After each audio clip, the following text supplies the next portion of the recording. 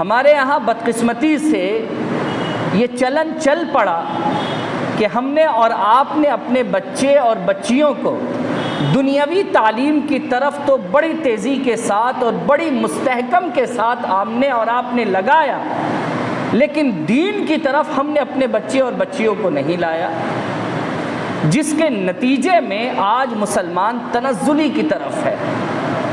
دیکھیے، آپ صلی اللہ علیہ وسلم سے لے کر خلفائے راشدین کے آخری دور تک اسلام نے کتنا ترقی کیا، کیا عروج تھا اسلام کا، کیا بلندی تھی اسلام کی، لیکن اس کے بعد ایک زمانہ آیا کہ عروج اور زوال دونوں ساتھ مل کر کے چلے، یعنی بڑھتا بھی تھا گھٹتا بھی تھا۔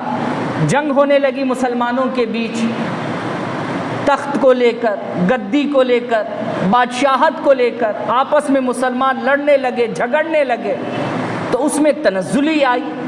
دین کے معاملات میں اس دور میں بھی کام کیا گیا، جیسے حضرت عمر بن عبدالعزیز جنہیں عمر ثانی کہا جاتا ہے، ان کے زمانے میں سائنس پر بہت کام ہوا، میتھس پر بہت کام ہوا، بہت زیادہ کام ہوا۔ خاص کر کنسٹرکٹیو معاملہ جو تھا حضرت عمر بن عبدالعزیز کے زمانے میں بہت زیادہ ہوا۔ حضرت عمر بن عبدالعزیز کے زمانے میں نیٹ ورکنگ سسٹم بڑا تیز کیا گیا، جو اس سے پہلے نہیں کیا گیا تھا، یعنی لوگوں تک آسانی کے ساتھ زکوٰۃ کا مال پہنچانا، لوگوں تک آسانی کے ساتھ ان کی ضروریات کا سامان بیت المال سے نکال کر ان تک پہنچانا، یعنی نیٹ ورکنگ کو بہت تیز کیا گیا۔ سائنس کی تعلیم بہت مضبوط کی گئی، میتھ کی تعلیم کو بہت زیادہ مضبوط کیا گیا۔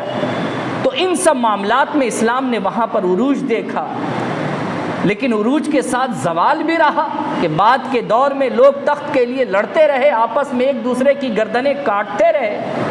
مگر آج کون سا دور ہے؟ آج نہ مسلمانوں کے پاس تعلیم ہے، نہ تخت ہے، تو پوری طریقے سے یہ کہہ دیا جائے کہ یہ دور زوال کا دور ہے، مسلمان مٹنے کے کاغار پر آ رہا ہے، یہ دور مٹنے والا دور ہے مسلمانوں کا، جو حالات ہمارے اور آپ کے ہیں۔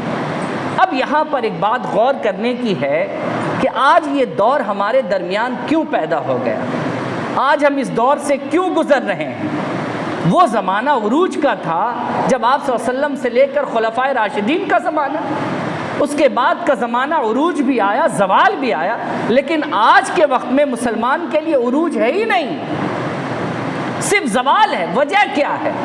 ایک بات آپ جان لیجئے کہ اس سوال کا جواب آپ کو کوئی مولوی نہیں دے گا، کوئی اسکول کا ماسٹر نہیں دے گا، کوئی اسپیکر نہیں دے گا، کوئی بھی سمجھدار انسان نہیں دے گا۔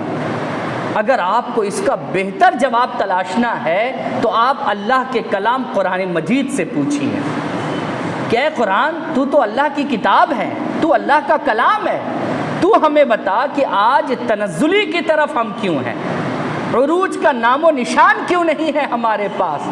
تو قرآن ایک جواب دے گا آپ کو، اور قرآن کیا جواب دے گا؟ وہ یہ کہے گا کہ اللہ تعالیٰ نے میرے بارے میں یہ فرمایا تھا، کتاب اخرجت للناس، یہ جو کتاب یعنی قرآن مجید، یہ جو اللہ کا کلام ہے، یہ کلام کس لیے اتارا تھا ہم نے؟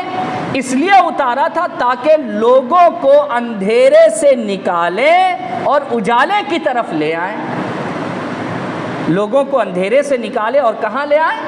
اجالے کی طرف لے آئیں۔ ایک مثال آپ سمجھیے کہ یہ بلب جل رہا ہے، یہ روشنی جل رہی ہے، اگر آپ اس روشنی کے قریب ہیں تو آپ کا چہرہ صاف دکھے گا، ایک دم نمایاں دکھے گا، آپ کی آنکھ بھی دکھے گی، آپ کا کان بھی دکھے گا، آپ کی ناک بھی دکھے گی، آپ کا بال بھی دکھے گا، آپ کا چہرہ ایک دم صاف دکھے گا۔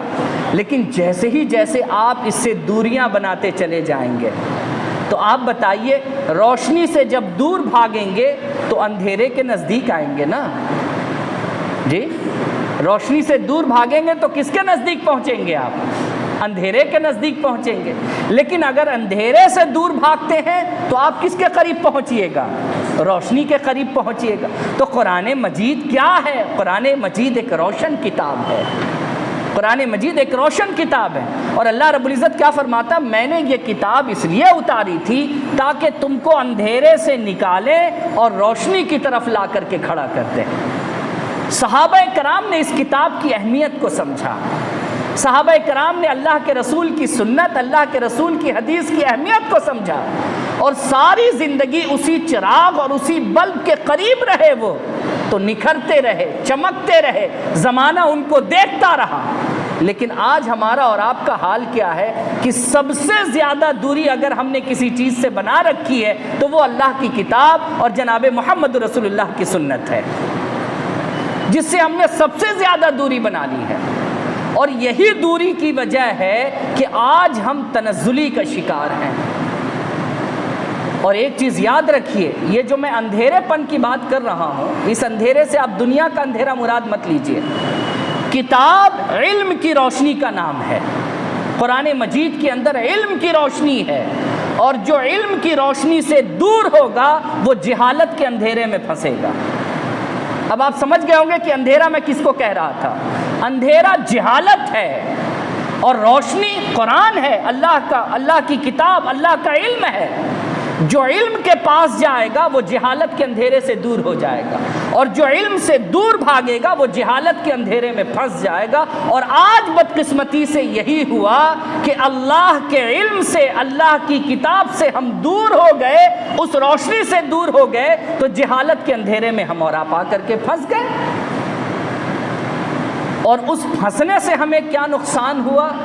معاذ اللہ ثم معاذ اللہ، ایسا نقصان کہ ہم نے جو گمراہی کی چیز تھی اسے ہی دین سمجھ لیا۔ جو اللہ کی عدالت میں شرک ہے ہم نے اسے عبادت اور بندگی سمجھ لیا۔ جو اللہ کی عدالت میں گناہ ہے ہم نے اسے ثواب کا کام سمجھ لیا۔ یہ کیوں کر ہوا؟ اس لیے کہ ہم نے روشنی سے چھٹکارا پایا اور جہالت کے اندھیروں میں آ کر ہم پھنس گئے۔